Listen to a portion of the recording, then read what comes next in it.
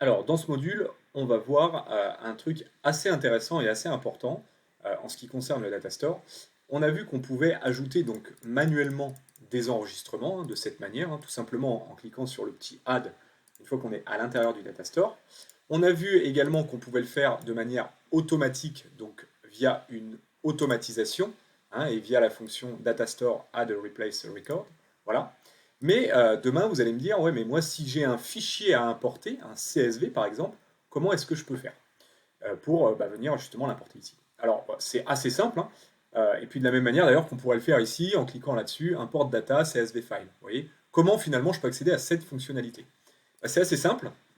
Il suffit donc de vous créer un fichier CSV. Donc là, je m'en suis créé un là pour les besoins de la formation.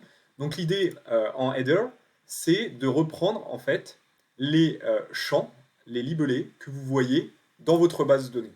Donc on va retrouver key, nom du participant, email du participant, question, email d'affiliation pardon, et pièce jointe.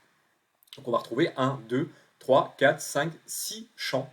Et l'idée, c'est simplement d'ouvrir une Google Sheet, une feuille Excel, et de venir les reporter ici. Donc 1, 2, 3, 4, 5, 6. Voilà. Donc on a bien nos différents champs, key, nom du participant, email du participant, question, email d'affiliation et pièce jointe.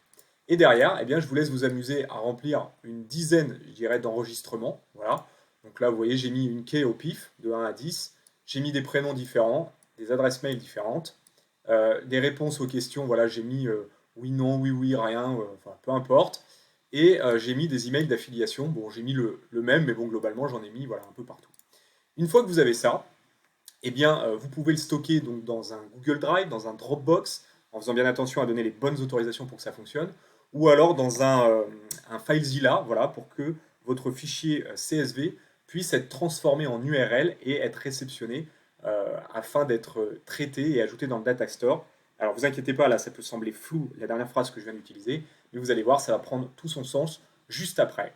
Donc je vous laisse créer votre fichier CSV et le stocker justement quelque part pour qu'il puisse être accessible sous forme d'URL. Une fois que vous avez fait ça, vous allez pouvoir donc ouvrir une automatisation dans Make, cliquer là-dessus et aller cliquer sur le module HTTP et faire un get a file. Donc ça maintenant vous êtes familier, l'idée c'est de download a file from a given URL.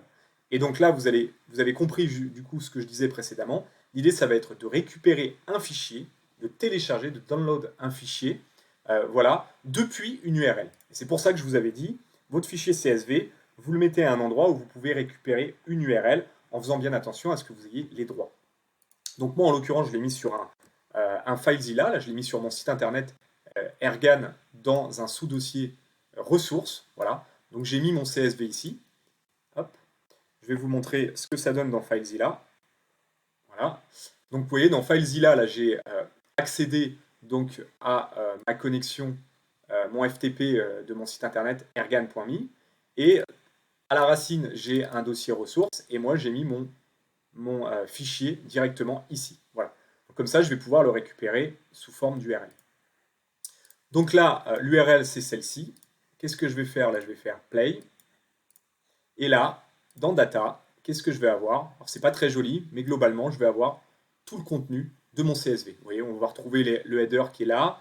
On va retrouver Lucas, Ethan, Patrick. Voilà. Et si je vais là, c'est ce que j'ai, mon header, Lucas, Ethan, Patrick, etc., etc., etc. Donc là, c'est plutôt bon. Bon, une fois que j'ai ça, je vais utiliser un module natif en CSV pour pouvoir justement créer un bundle par enregistrement. Et pour ça, vous avez le module natif dans Make Integromat qui s'appelle CSV. Voilà. Et l'idée, ça va être cliquer sur Parse CSV. Donc vraiment, ouvre mon CSV, regarde ligne par ligne dans mon CSV, donc parse-le, et crée-moi un bundle par ligne. Donc ça, c'est ce que je vais lui dire. Alors, numéro de colonne, petite subtilité, il faut toujours faire attention à ce qu'il y en ait plus que le nombre de colonnes que vous avez. C'est des lignes, pardon, je crois. Colonnes, ouais. Donc c'est bien ça. Donc là, en l'occurrence, j'en ai 1, 2, 3, 4, 5, 6. Donc si vous voulez être peinard, vous mettez 50, ça n'a aucune incidence. Et au moins, vous êtes tranquille, sinon vous allez avoir un message d'erreur. Est-ce que votre CSV contient des headers? En l'occurrence, oui. On a bien une ligne de header, voilà. Donc là, on va laisser oui. Voilà. Le délimiteur, en général sur du CSV, c'est une virgule. Ça peut être dans certains cas du point-virgule, voilà, une tabulation. Donc n'hésitez pas à regarder comment est séparé le séparateur en fait de votre CSV. Voilà. Pour ça, il suffit de l'ouvrir dans un bloc-notes et vous allez voir qu'est-ce qu'il sépare. Je vous dis en général, c'est des virgules ou des points-virgules. Voilà. Et enfin, il vous demande le CSV. Le CSV, il suffit de récupérer tout simplement les datas qui émanent du module précédent. Voilà. Donc, qu'est-ce qu'on veut venir parser? C'est ça. C'est dans donc data. Donc du coup, ici, on vient récupérer data. Et vous allez voir, quand je vais cliquer sur play, alors là, c'est normal le message d'erreur, c'est parce que le parse CSV, ça ne peut pas être le dernier module. C'est pour ça qu'il met un warning. C'est pas une erreur, c'est un warning. Là, voilà, vous voyez, il vous le dit. Il ne peut pas être le dernier module dans une route. Mais je lui dis, c'est pas grave, tu run quand même. Voilà. Et là, vous voyez, en output, il est venu me créer mes 10 bundles qui correspondent à mes 10 enregistrements. Voilà. Et je vais retrouver, du coup, bundle 1, Lucas, avec son adresse mail, la réponse à sa question, l'email d'affiliation. Ensuite, on passe à Ethan, puis Patrick, puis Dominique, puis Étienne, etc., etc., etc. Et c'est exactement ce que j'ai ici. Donc jusque-là, on est plutôt pas mal. Mais si je refresh ici, on n'a toujours pas notre base de données qui est à jour, et c'est normal parce qu'on n'a pas encore fait l'action. La prochaine action, vous l'aurez comprise, c'est d'aller dans Data Store et de faire Add Replace Record. Donc là, en l'occurrence, on va vouloir ajouter un enregistrement. On va cliquer là-dessus, on va choisir la base de données dans laquelle on va vouloir le rajouter. Donc BDD sondage, c'est celle qui est inscrite ici. Là, il va me dire, donne-moi la clé. La clé, c'est, alors on regarde ce qui émane du module précédent, c'est donc key, c'est celle-là. Voilà. Là, il va me dire, overwrite an existing record. Voilà. Bon, est-ce que tu veux écraser un record existant? Là, en l'occurrence, on va créer des nouveaux records, donc il n'y a rien à écraser. Nom du participant, et bien là, on vient tout simplement faire matcher voilà, les réponses. Et email d'affiliation, on va mettre celui-là. Voilà. Donc là, on est plutôt pas mal. On va faire OK.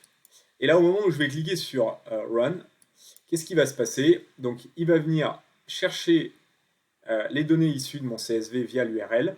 Il va venir les parser et les mettre sous forme de bundle.